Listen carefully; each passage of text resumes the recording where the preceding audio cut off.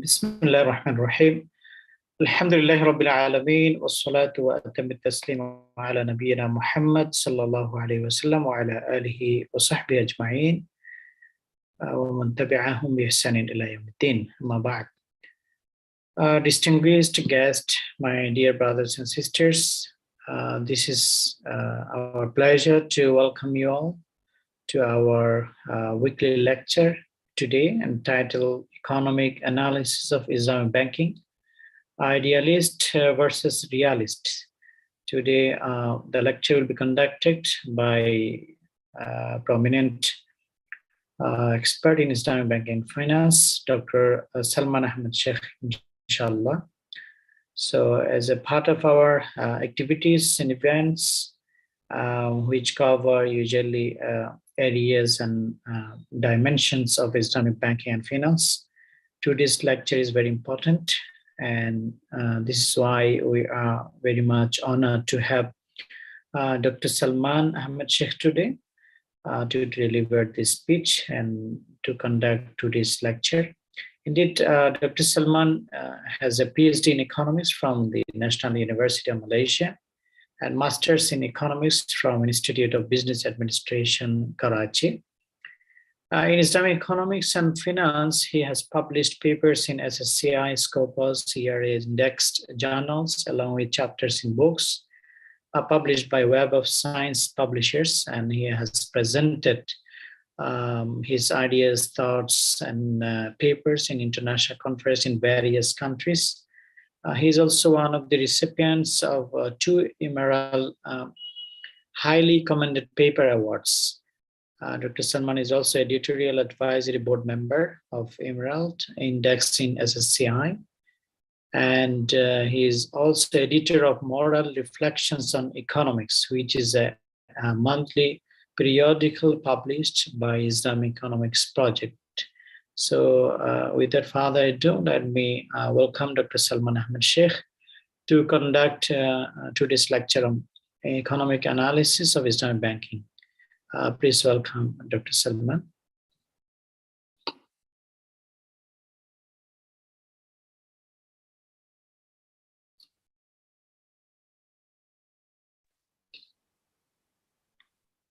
Bismillah ar-Rahman ar-Rahim. First of all, thanks to Dr. Mohiuddin and Kuwait University for inviting me again. I know that this is a very prestigious platform, and I have had the opportunity to speak in this forum in past as well. And today also I am invited again. I am thankful to the organizers. So my today's topic is going to be about economic analysis of Islamic banking. And I will try to give you the perspective of both the realist school of thought and the idealist school of thought. So without further ado, I would like to start my lecture. Dr. Mohiuddin, is it possible that can you share the slides? Okay, just a moment.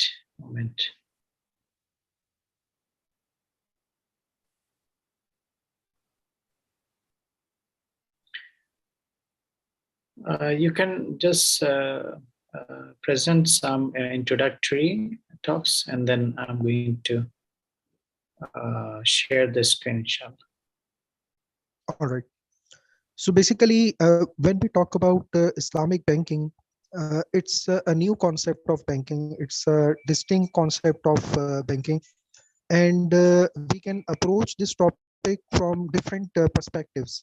One is the Sharia perspective, in which we are going to talk about the Sharia basis of Islamic banking contracts, and whether Islamic banking contracts are able to comply with the Sharia principles, the do's and don'ts which are prescribed in the Islamic Sharia. So there is one perspective, which is the juristic perspective, fiqh perspective, Sharia compliance perspective. But in this lecture, my focus is going to be to look at Islamic banking from the economics perspective, looking at the economics of Islamic banking, how much distinct we find Islamic banking to be in terms of its economics, in terms of its economic effects, in terms of its economic implications. So this is going to be a different perspective. Now, in this perspective, let's say if we criticize a certain Islamic banking contract or a certain Islamic banking practice, it does not mean that it is basically denying the Sharia basis of Islamic banking contracts or products. When we give economic analysis, it is possible that in terms of economic objectives, some Islamic banking contracts might not be as much distinct from conventional banking contracts in terms of economic effects as we would like them to be. But what is important to understand is that there are two different perspectives. One is that whether Islamic banking is really Islamic, and the other perspective is that how much different Islamic banking is from conventional banking. So the first perspective is about the Sharia basis of Islamic banking, whether Islamic banking is truly Islamic banking or not. But when we want to discuss about whether Islamic banking is meaningfully and distinctly different from conventional banking, then basically we enter into the debate of what is the economic perspective on Islamic banking, what is the economic analysis of Islamic banking. So in my talk, my focus is going to be economic analysis of Islamic banking. So even if, let's say, I raise certain you can say concerns or questions which are looking at some Islamic contracts in a critical way, it does not mean that it is basically denying the Sharia basis of Islamic banking, because that's the different perspective and different question altogether. So this is going to be my outline of the talk today. First of all, I would try to look at what is the real sector-based enterprise concept in Islamic banking. So we know that in Islamic banking, it is very, very important that there is a clear and direct link with the real economy, whether it is with respect to the purchase and sale of assets, or the lease of assets, or investment in real productive enterprise with genuine risk sharing. So in all of these different kinds of contracts which we use in Islamic banking, it's very much important and vital that there is a strong and clear and direct link with the real sector of the economy. So that is one very, you can say, distinct uh, idea in Islamic banking, which makes it a little bit different from conventional banking, because in conventional banking, it is not necessary that there is a direct involvement of assets or a direct link with the real economy. Many of the conventional banking transactions, especially in the money market, can happen even without any change in the real economy. But that cannot happen in Islamic banking. In Islamic banking, even the money market contracts have to involve assets, have to be linked with the real economy. So we are going to look at it in a more detailed manner as we move along. And then I would also discuss different Islamic banking contracts from the point of view of what is the economics of these contracts, what are the economic advantages or economic benefits or economic implications of these contracts. And finally, we will move to our main part of the talk, which is looking at Islamic banking from the economics perspective and presenting the views of two distinct schools of thoughts. One is the realist school. Now, the realist school is basically comprising of practitioners, the proponents of Islamic banking, the people who are basically leading Islamic banking. They are realists, they are pragmatic, they want to provide solution now rather than just be conceptualizing things for decades or for centuries. And then there is another school of thought, which is the idealist school of thought. They basically tend to give more focus on how much distinct Islamic banking is from conventional banking, and whether it is achieving all the Maqasid Sharia aims of Islamic finance, the higher goals of Islamic finance, and whether it is genuinely contributing to risk sharing or egalitarian income distribution and poverty alleviation, and whether it is more inclusive as compared to conventional banking or not. So there is an idealist school and there is a realist school. We are going to look at what these two viewpoints are, how do they present their viewpoints, what is the strength of their argument, and how this debate unfolds in contemporary discourse. So moving on, can we move to the next slide? Yes. So first we are going to look at what is the real sector-based enterprise concept in Islamic banking. Uh, for that, we need to understand this principle that Islamic banks can only earn income from trade of assets or by providing the usufruct of real assets. So this is the only way that they can basically generate any income. Or the one of the other alternative could be that they invest in productive enterprise through equity investments. So in Islamic banking, it is not possible to simply loan out money and earn some interest on it. It is not possible. It is allowed in conventional banking, but it is not allowed in Islamic banking. So Islamic banks can only have profit on sale of assets or rental income on the lease of assets or profit share from the equity investments. So in all these different types of contracts, it would be automatically ensured that there is a link with the real sector of the economy. For instance, if Islamic banks want to earn profit on sale, they have to trade in assets. They have to trade in real assets. If they want to give some asset on lease and earn rental income, they have to purchase the asset first, take its ownership, take its risk, and then they can basically provide the usufruct of the asset to get the rental income.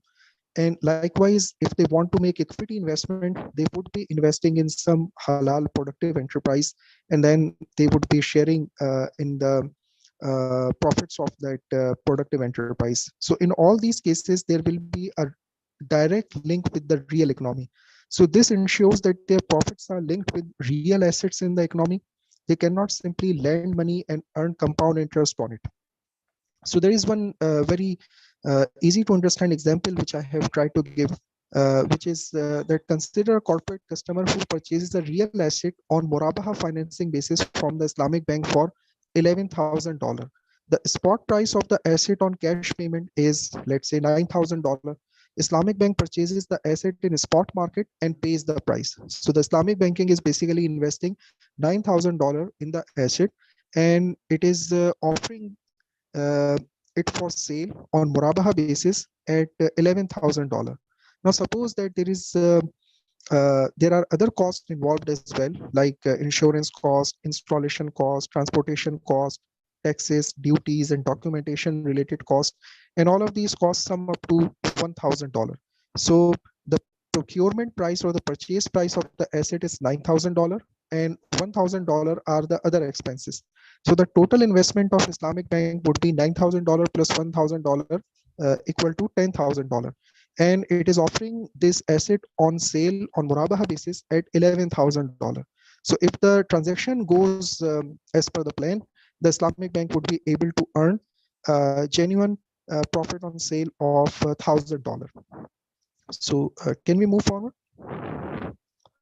Yes. So if the transaction goes as per plan, Islamic bank would earn a profit of $1,000, which is 10% return on its invested funds. The invested funds are $10,000. So on $10,000, the Islamic bank is earning $1,000. So it is basically 10% return on investment.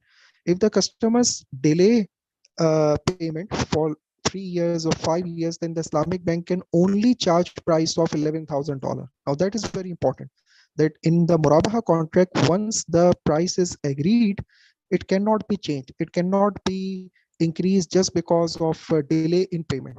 On the other hand, what does conventional bank do? Conventional bank would earn compound interest on delayed payment at the market interest rate of 10%. Islamic bank, on the other hand, would only receive the Murabaha price of $11,000, no matter whether the price is received on time or not. So the conventional bank would be charging compound interest if there is delay in payment. Let's say if the payment is received with 1 year delay, conventional bank would bank would charge additional 1 year interest on it. So the actual amount owed to the conventional bank would increase um, more the delay in payment. So it could go up to $12,100, $13,310, $14,641, or $16,105 if the payment is received after 2, 3, 4, or 5 years respectively. So more the delay in payment, more will be the interest income going to the conventional bank, because conventional bank is basically charging compound interest on a loan transaction. In Islamic banking, it is not possible. In Islamic banking, once the price is agreed, once the murabaha price is agreed, there cannot be any change in the price later on. So this is a clear difference between a conventional banking transaction and Islamic banking transaction. Conventional bank would keep on earning compound interest, whereas Islamic banking would only charge the murabaha price which is agreed upon with the customer, and there is no time value of money involved in Islamic banking. So this is a clear economic distinction of Islamic banking. Now let's look at the economics of Islamic banking product structures. If we go by the Islamic modes of financing structures, we come across modes of financing like mudaraba, musharaka, murabaha, ijara, salam. So we are going to look at the economics of these modes of financing and how uh, they basically provide certain economic advantages to the customers if they use these modes of financing. So let's look at mudaraba and musharaka, which are the most important and most, you can say, famous equity-based modes of financing in Islamic banking. So in Mudaraba and Musharaka, what happens is that risk of the productive enterprise, risk of the business undertaking is widely shared among the partners. So one problem with the financial system or the financial crisis is that usually financial crisis happens when risk is not shared widely, it is concentrated. So when it becomes concentrated, some institutions would fail, and then there will be a contagion effect, and then the crisis would unfold, and then it becomes hugely problematic. But if risk is widely shared, then the absorption capacity of the financial system would strengthen. So in Mudaraba and Musharaka, it is ensured that risk of the enterprise is widely shared among the partners. No partner is given this allowance that there will be fixed profit share going to any partner. Everyone has to share in the risk, and this way, through broad risk sharing, the absorption capacity of losses in the financial system, in the financial contracts, become more strong, which helps in avoiding crisis. So every partner's payoffs are linked with the outcome of the enterprise. There is no zero sum game. You are not benefiting from the loss of anyone else. Uh, Whether if there is a loss, all would have to share it, and if there are profits, all would share it. So there is no privilege in Mudaraba and Musharaka based modes of financing. Since no explicit financial cost is involved, the costing for products and services in Mudaraba and Musharaka funded enterprise interest would not feature. So what happens in conventional banking is that industrialists, they get loans from conventional banks, they have to pay fixed interest on the loan. So what they do is, when they are producing and pricing their products, they would add this interest cost, and eventually this interest cost is to be paid by the citizens, by the customers who are buying the products. But if, let's say, there is no fixed charge involved in a mode of financing like Mudaraba and Musharaka, so it will not feature in inflation, it will not feature in increase in prices. Hence the prices are not going to increase in anticipation of bearing the cost of interest, because there is no fixed cost of interest involved in Mudaraba and Musharaka. And Mudaraba and Musharaka are inclusive modes of finance. So there is no collateral requirement. There is no credit worthiness check. There is no requirement of you having to have enough collateral or enough investment of your own in order to basically get financing in Mudaraba. Especially in Mudaraba, there is no such requirement of even capital injection from the client. In Musharaka, yes, the client as well as the financier both invest their capital, But as compared to debt-based financing, mudaraba and musharaka are very inclusive modes of finance, where the provision of finance places more emphasis on the future potential of the productive enterprise rather than just on the credit worthiness or the value of collateral. Can we move forward? Yes. Next, we will look at the lease-based mode of financing in Islamic banking. The two most common lease-based modes of financing are ijara and diminishing musharaka. So I hope that our audience already knows about what is ijara and what is diminishing musharaka. So these are lease-based modes of financing. So if the customer wants to, let's say, acquire a fixed asset and cannot pay the price of that fixed asset on spot basis or even in short period of time. So ijara and diminishing musharaka are a ways of acquiring the fixed asset over a medium term to long term. So in ijara, what will happen is that there will be a lease contract, and after the lease contract is over, there can be a separate sale agreement between the lessee and the lessor. Whereas in diminishing musharaka, the lease contract and the sale contract would occur simultaneously. So the customer has the choice of partially purchasing the parts of the asset, pieces of the asset each period, and then eventually the ownership of the customer would become 100% and ownership of the financier would become 0%. So ijara and diminishing musharaka are a lease based modes of financing.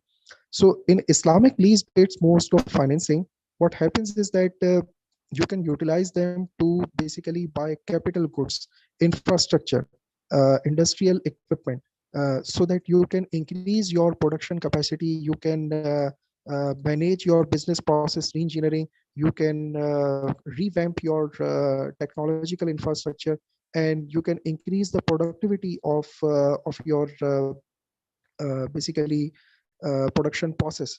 So if a company wants to expand its fixed asset, wants to improve its technological infrastructure, wants to go towards own indigenous utility supply by having own electricity power plant or any type of industrial equipment which has to be bought by the company, it can be financed through the modes of ijara and diminishing musharaka.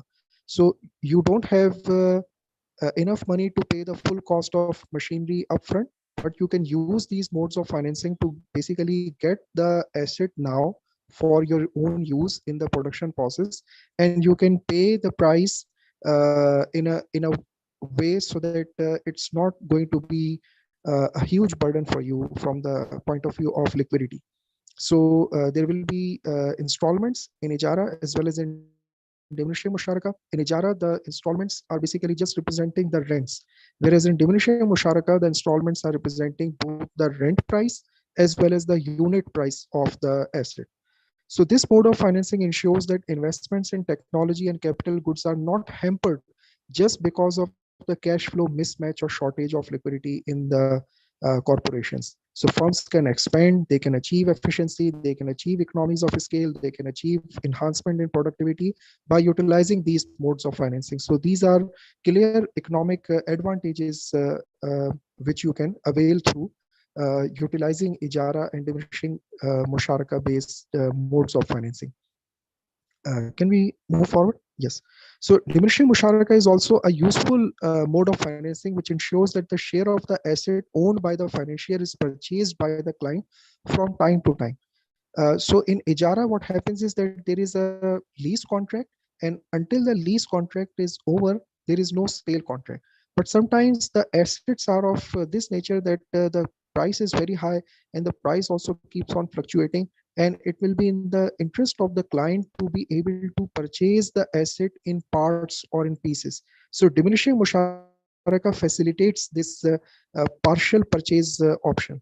So this ensures self-discipline on the part of the client as well as avoid a large balloon payment at the end of the lease term to purchase the asset or property.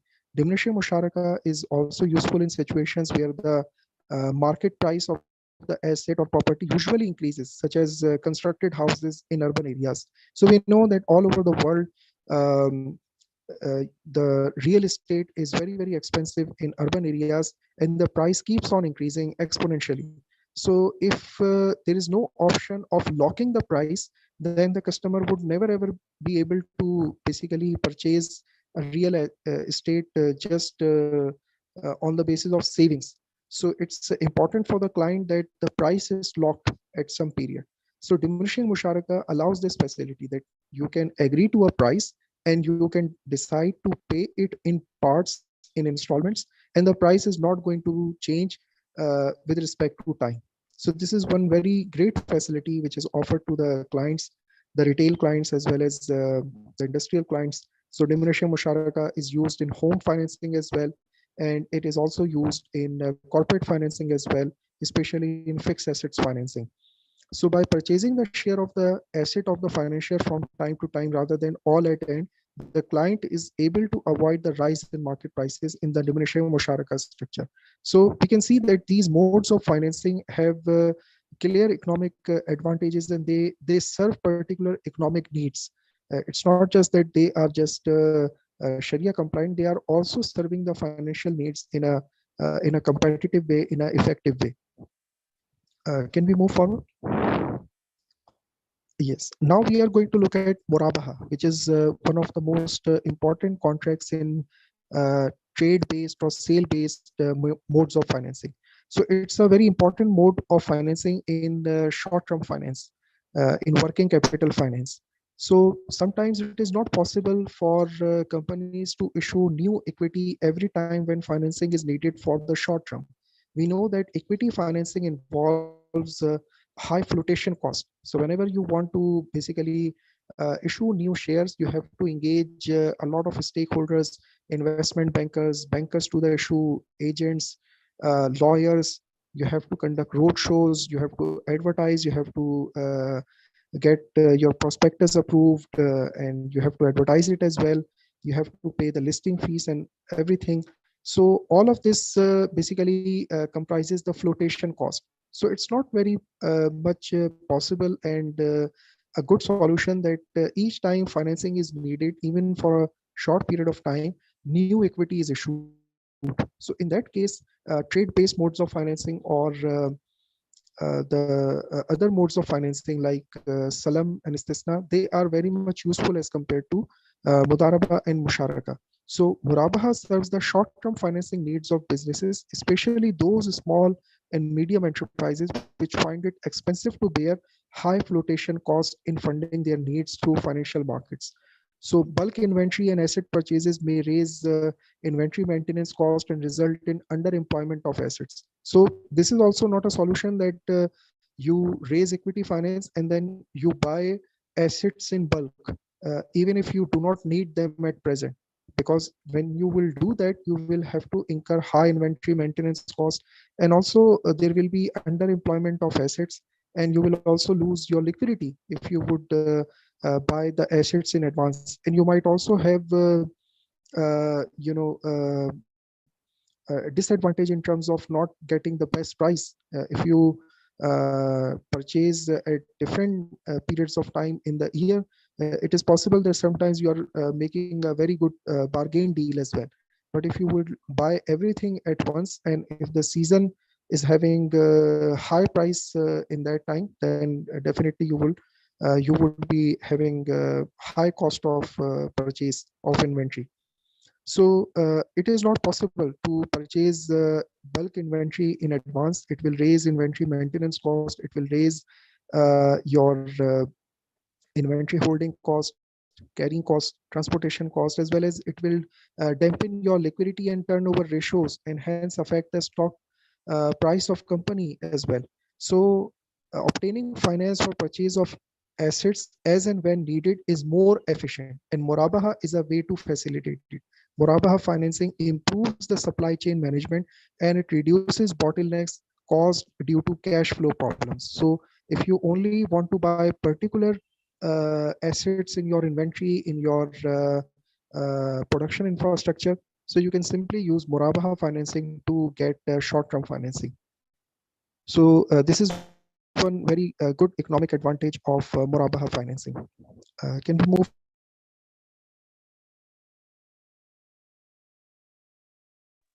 slide? Istisna and Salam. So Istisna and Salam are basically sale-based modes of financing, and they are used in working capital finance. So sometimes companies do not have need for asset purchase as such. They need funds to meet expense like rent expense, like having to pay salaries. So when these expenses have to be paid for, you need funds, and you're not basically looking to buy asset, you have to meet those expenses. In that case, you need money rather than asset. So Istisna and Salam basically facilitate working capital finance. So if let's say you are a manufacturer and you sell something, the financier like Islamic Bank would offer you this facility that you can sell the asset to the financier, to the Islamic Bank, and you will get the spot price. In the case of Salam, you will get the spot price, and you can use the price to basically meet your expenses. And likewise in Salam, likewise in Istisna, what will happen is that you are basically selling the goods to the financier, to the Islamic Bank, but the goods have to be manufactured first. And the financier who is going to purchase the goods from you is going to pay you the price either in advance or in installments. And when you are getting the price, you can basically use the price to meet your other expenses, as well as meet the expenses of making the good, manufacturing the good, which you are supposed to make for the financier and then deliver it to the financier. So Istisna and Salam are very, very important when it comes to working capital finance. They basically facilitate the cash conversion cycle, and because the cash conversion cycle typically involves cash inflows at the end once the products are sold and payments are received. In manufacturing, firms often have a need for working capital finance. Istisna allows firms to finance the cost of manufacturing an asset without keeping a large inventory. So it's not possible that you keep a large inventory and then wait for the customer. If there will be order, then you will use the inventory to produce the things. So companies want to work on just-in-time inventory basis. Now, to be able to work on just-in-time inventory basis, you need to have a financier who can basically provide you funds when you want to purchase the inventory. So Salam and Istisna enable the financing of raw materials for the production of standardized products. This reduces the supply chain bottlenecks caused due to cash flow problems. It can also be used in financing overhead cost and other supplies. So all of this is quite useful for small producers and traders who face shortage of funds during the production stage in the cash conversion cycle. Can we move on? So this is one slide which is basically putting together all that we have discussed so far to show that when we look at the economics of Islamic banking, and when we divide the economic activities into these components of aggregate demand: consumption, investment, government expenditure, net exports. All of you who have taken macroeconomics course would remember this equation, that aggregate demand is equal to the sum of aggregate consumption plus investment plus government expenditure plus exports minus imports. Or we can say exports minus imports is net exports. So when we look at the economy from this perspective, we can see that when it comes to consumption, there are Islamic modes of financing like Murabaha and Musawama, which can be used for short-term financing. There are Islamic modes of financing like Ijara, which can be used for long-term durable goods finance. When it comes to investment, investment is basically done by businesses. So businesses also need short-term financing, medium-term financing, long-term financing. So Murabaha and Salam are useful for short-term financing. Ijara, Dimnishe, Musharaka are useful for long-term financing. Sukuk are useful for obtaining finance through Islamic capital markets. So Sukuk based on these above structures can also be utilized if financial markets are approached. When we approach the financial market for finance, what happens is that we avoid the cost of intermediation, and we can get even better cost of finance, especially if we are more reputable and well-known name in the society. So large corporations, big corporations, well-known corporations have this facility that they can even go for direct finance by issuing sukuk in the capital markets. When it comes to government expenditure, government also runs different uh, companies as well as projects. So governments can issue sukuk based on ijara, istisna, mudaraba, and musharaka. When it comes to export financing, import financing, murabaha, salam, and istisna can be utilized. Istisna can be utilized in pre-shipment export financing. Murabaha can be utilized in import finance. Salam can be used in currency transactions as well in some jurisdictions. Ijara and diminishing musharaka can also be used for long-term uh, fixed asset finance as well. So what this slide shows is that Islamic banking is contributing in a massive way when it comes to basically facilitating the transactions which are boosting the aggregate demand. And we know that once the aggregate demand gets boost, the economy gets growth, and when economy gets growth, definitely we can showcase that Islamic banking is contributing to the economic growth and economic activities. Can we move to the next slide? Yes. Now we are going to look at the two schools of thoughts, the view of realist and the idealist. Now the realists are the pragmaticians. You can say that they are pragmatic, they are practitioners, they are basically living in the present, and they are having, you can say, a short sightedness as well, but their perspective is very much useful because they are providing solution for something now rather than just conceptualizing or idealizing things. So the realists are the people who are basically behind the Islamic banking movement. They hold the view that Islamic banks are commercial financial institutions.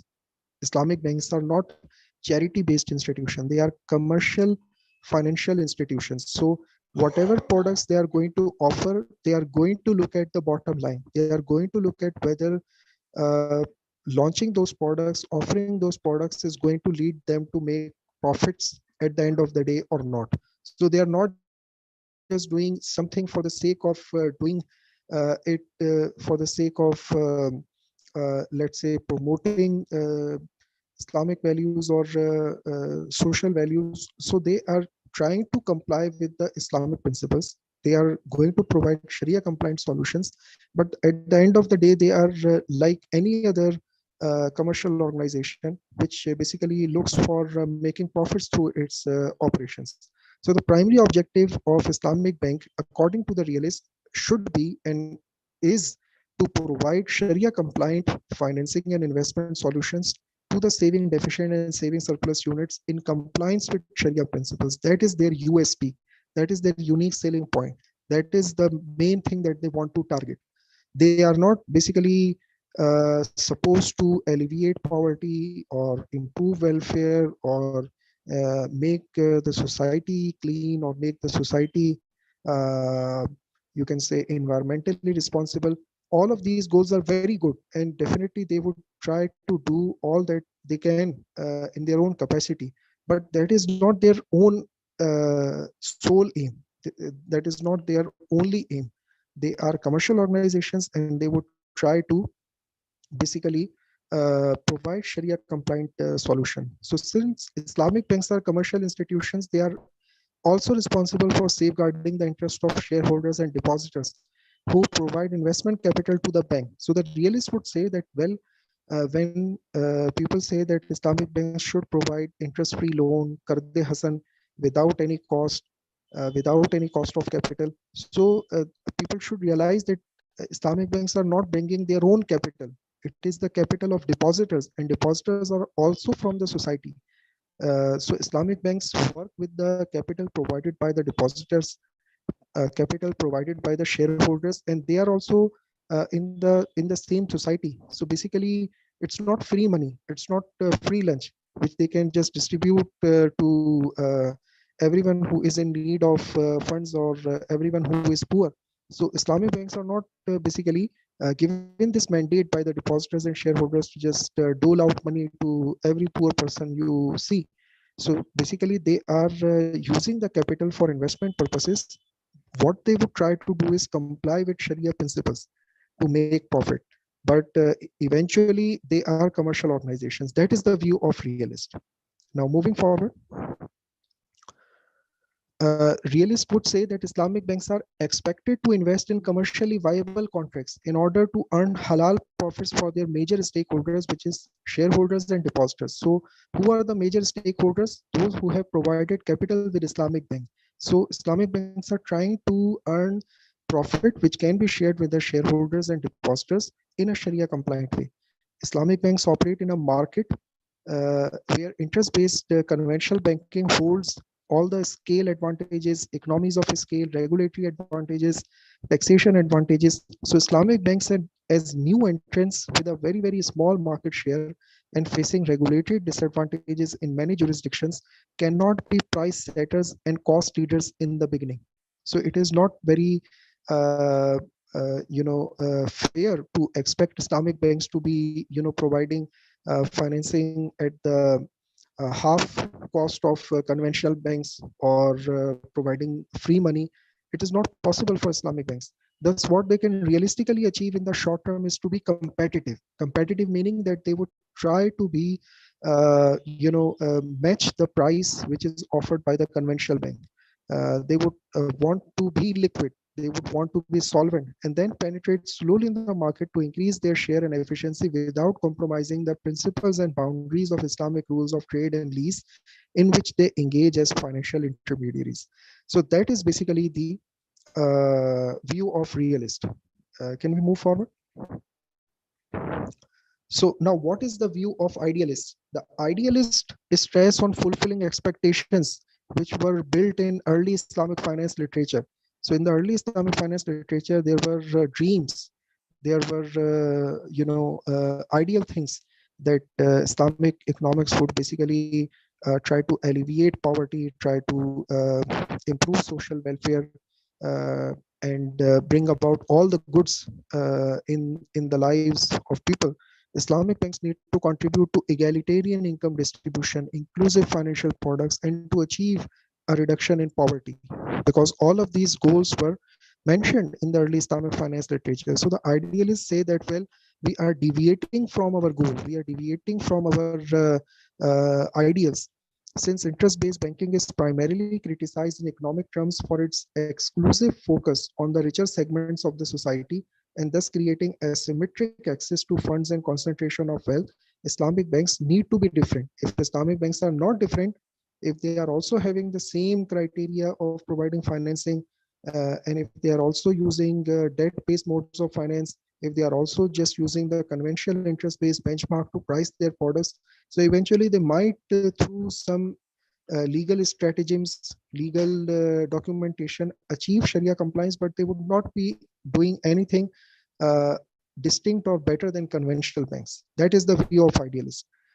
They stress on equity financing. So equity financing is inclusive mode of finance, and equity-based modes of financing are regarded as ideal modes of financing in the early Islamic finance literature, even in the books written by the prominent scholars.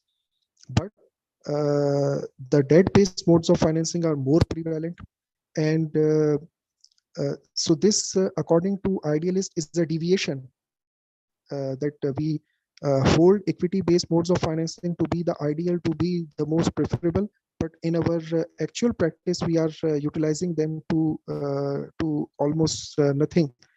So we need to use equity-based modes of financing to ensure inclusivity of both richer and poorer segments of society in access to funds, and thereby lead to much more egalitarian distribution of income. Can we move to the next slide, please? So the idealists criticize Islamic banking from the economics standpoint. They give these points in their criticism, that average financing cost in Islamic banking is generally higher, or at the very best similar to conventional banking. So then what's the difference? Average return on investment in Islamic banking is generally lower, or at the very best similar to conventional banking. So then what's the difference? Major concentration of clients obtaining finance includes corporation and white collar executives in urban areas. So conventional banks also do that. What's the difference? Microfinance, health finance, education finance, startup finance, agriculture finance, SME finance, all of these are very critical sectors which require financing. But Islamic banks would not provide them financing almost at all. So microfinance institutions in Islamic finance are very, very rare. There are no products for health finance, education finance, startup finance, agriculture finance, and SME finance is also at a very, very small level. So beyond achieving Sharia compliance, there is not much difference in financial inclusion, financial cost, and economic substance. That is the view of Idealist. Can we move forward? So the Idealist scholars think that through achieving similar ends, Islamic banking is serving the aim of achieving cultural acceptance of banking per se. So they think, Idealist scholars think that Islamic banking is just a branch of conventional banking to make it culturally suitable to Islamic societies or Muslim societies. So they are concerned on the use of second best and now third best financial contracts. So initially we said that equity based mode of financing was ideal, but then we moved from equity based modes of financing to debt based modes of financing. And now from the second best, we are moving to the third best alternatives, the tawarruk based contracts, the bay'ina based contracts. So the choice of modes has not only moved from equity to debt, but from asset based debt to now asset light debt. So asset light debt structures based on bay'ina, tawarruk are even more, gray in terms of how much distinct they are from a conventional banking transaction. So idealist scholars think that in social finance, inclusion, and green finance, Islamic banks are even behind the conventional financial institutions. And the commercial motive is driving the product development, which has stretched the Sharia injunctions rather than achieving distinction for itself. So we have stretched the Sharia injunctions rather than trying to, comply with the maqasid Sharia. So idealist scholars think that the discourse, capital, and regulatory patronage is now hijacked by Islamic banking, and it has eclipsed all other things that Islamic banks could potentially offer. So this is basically the view of idealists. So I have tried to give you the viewpoint of both the idealist scholars as well as the realist scholars. And in the beginning of the talk, I also tried to explain some of the, you can say, economic benefits of Islamic banking. So I would end here, and if there are any questions, I would welcome them. Jazakallah. Thank you very much, Dr. Salman, for this brilliant and excellent presentation.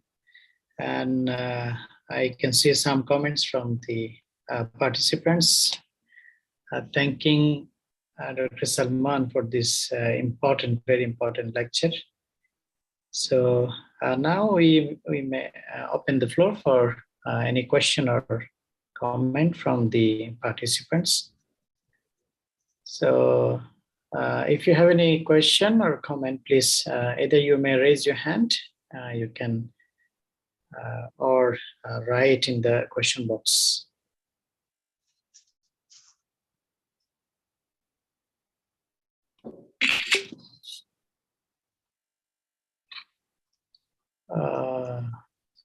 Sister Sabria is asking for contact details of Dr. Salman. Email address. Yeah. Yes, my email address is Salman, SALMAN @Islamiceconomicsproject.com. And this is also the URL of my website, islamiceconomicsproject.com. You can visit the website for a lot of resources on Islamic economics and finance.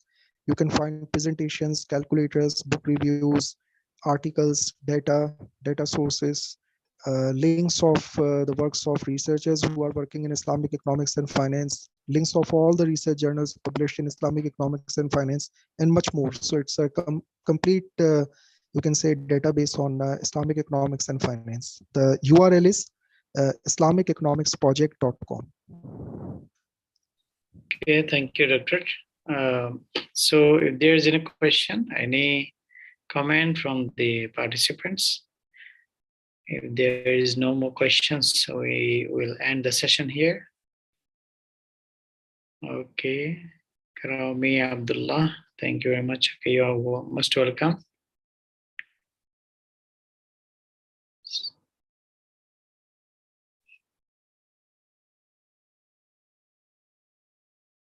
The slides are there already. We posted a link of the Google Drive in the chat group, so you can download it from the Google Drive.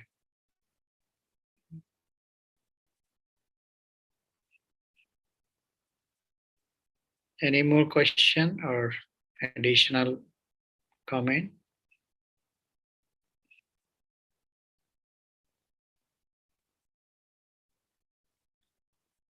Okay.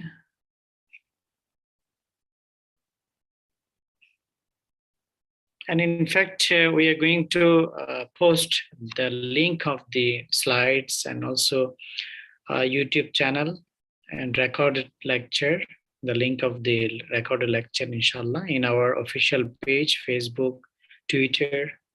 So you can also go through our official links and pages in the Facebook and also Twitter. And we again, we already sent the Google Drive link there in the chat group, so you can just download it from here. Okay, I think there is no more question or comment, so we are going to end here. We would like to thank you very much for joining us, all participants from all over the world.